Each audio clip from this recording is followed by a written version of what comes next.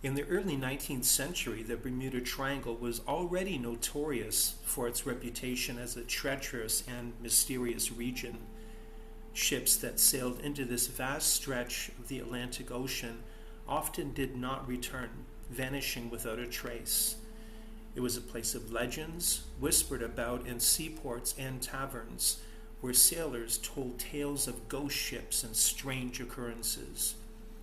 Yet, despite the warnings, captains still charted their courses through these waters out of necessity or sheer defiance.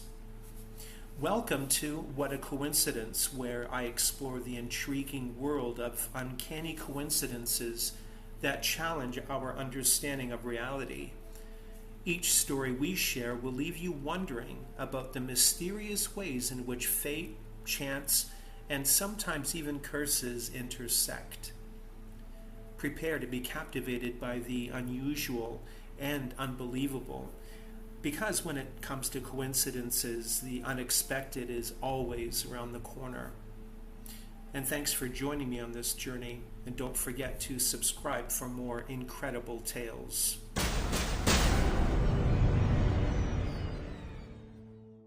In 1823, a French brig named Rosalie set sail from a Caribbean port bound for France. It was a routine voyage, the kind the ship had made many times before. The weather was clear, and the crew, seasoned and confident, expected nothing but smooth sailing. But as the Rosalie entered the Bermuda Triangle, something went horribly wrong. Days later, the ship was found adrift by a passing vessel. The sails were intact, the cargo undisturbed, and everything seemed in perfect order, except for one terrifying detail. There was no one on board. The crew had vanished without a trace, leaving behind a ghost ship. The mystery of the Rosalie was never solved, and it soon became just another chapter in the dark legend of the Bermuda Triangle. Sailors whispered that the region was cursed, that it devoured ships and their crews without warning or mercy. Yet, as time passed, the tale of the Rosalie faded, becoming just another maritime myth. 2 decades later, in 1840, another ship, also named Rosalie, set sail from Europe for the New World. This time, it was a cargo ship, carrying goods and passengers across the Atlantic. The voyage began uneventfully, with clear skies and calm seas. But as the ship entered the Bermuda Triangle, it too vanished. Days later, it was discovered adrift with no sign of life aboard. Once again, everything on the ship was in perfect order, except for the missing crew and passengers. The ship's log offered no clues. It ended abruptly, as if the crew had simply vanished into thin air. The discovery of this second Rosalie sent shockwaves through the maritime community. 2 ships, both bearing the same name, both meeting the same fate in the same haunted waters. It was too much for many to dismiss as mere coincidence, and sailors began to speak of a curse, a dark force that targeted ships named Rosalie as they crossed the Bermuda Triangle. Years passed, and the legend once again of the cursed Rosalies grew. Captains avoided naming their ships after the ill-fated vessels, fearing they too might be tempting fate. But not everyone heeded the warnings. In 1884, a third ship named Rosalie set sail from Havana, Cuba, bound for Spain. It was a steamship, modern and well-equipped, with a captain who scoffed at superstitions. He believed that the stories of the Bermuda Triangle were nothing but tales told to frighten the gullible. As the Rosalie entered the Bermuda Triangle, the weather took a sudden turn for the worse.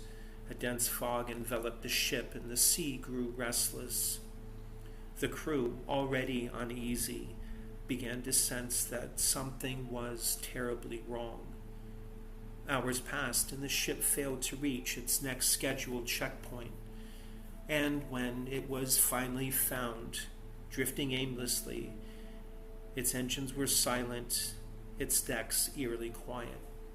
Once again, the ship was discovered intact, the cargo untouched, but there was no sign of the crew.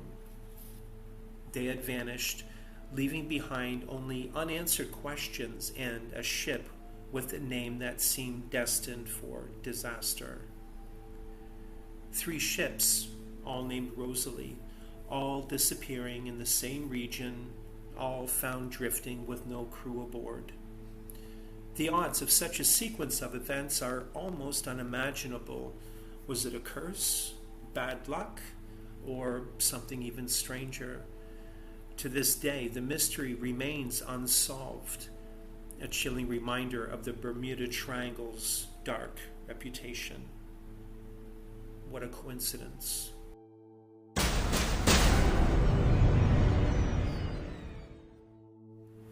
It was a chilly afternoon in 1979 when a man made a decision that would change his life forever.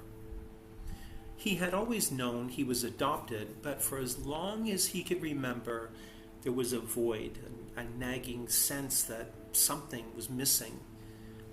As he sat in his modest Ohio home, flipping through the pages of old documents his adoptive parents had left behind, he came across a name that struck him like a lightning bolt. A person with the same first name, born on the exact same day, at the exact same hospital, in the exact same town. Could it be that he had a twin? Now, the idea seemed preposterous, but the feeling was too strong to ignore. With little more than a name and a hunch, he began his search. Days turned into weeks, and just when he was about to give up hope, he finally tracked down a man with that same name who, ironically, was also living in Ohio. Nervous but determined, he made a call. The conversation was brief, each man sharing basic details about their lives. But as they spoke, a strange feeling crept over the both of them, a sense that they were talking to themselves.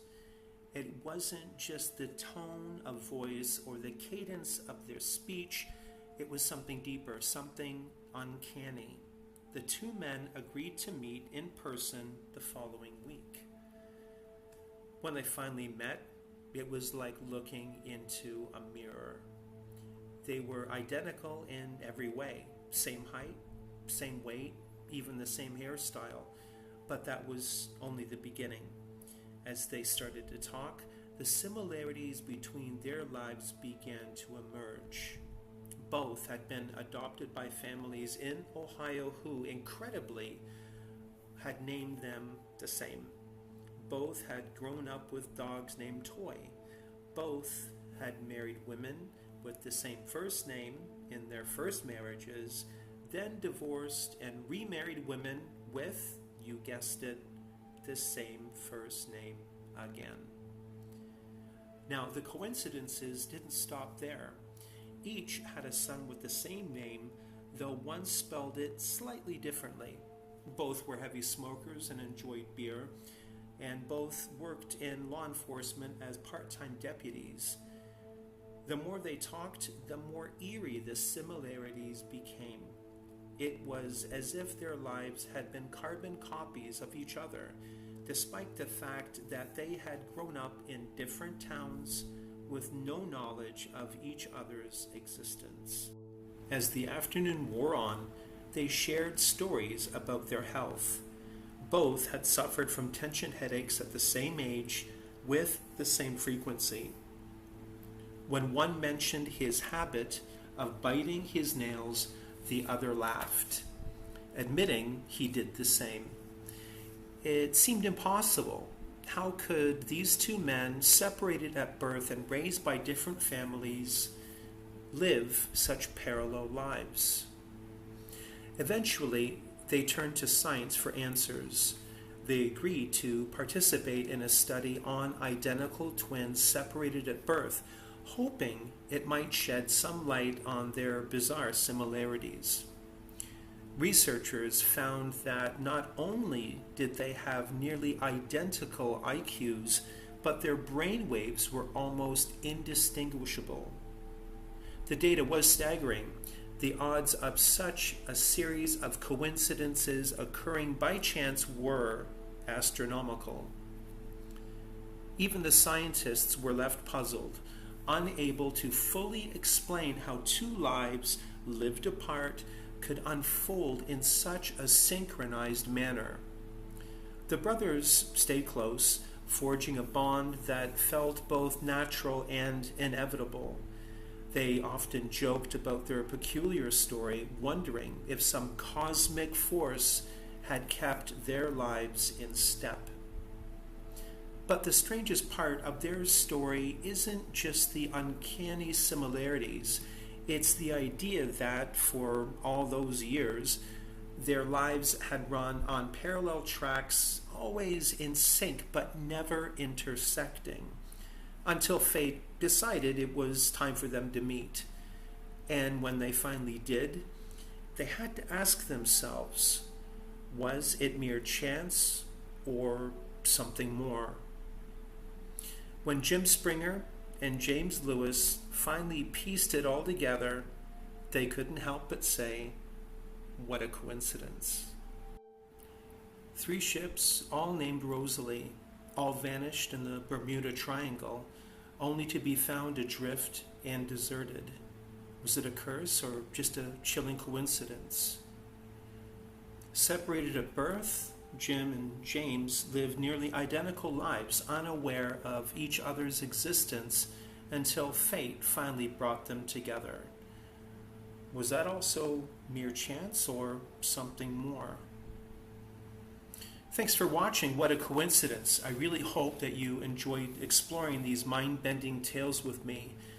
If you found these stories as fascinating as I do, make sure to subscribe so you don't miss out on the next incredible coincidence. Until next time, stay curious.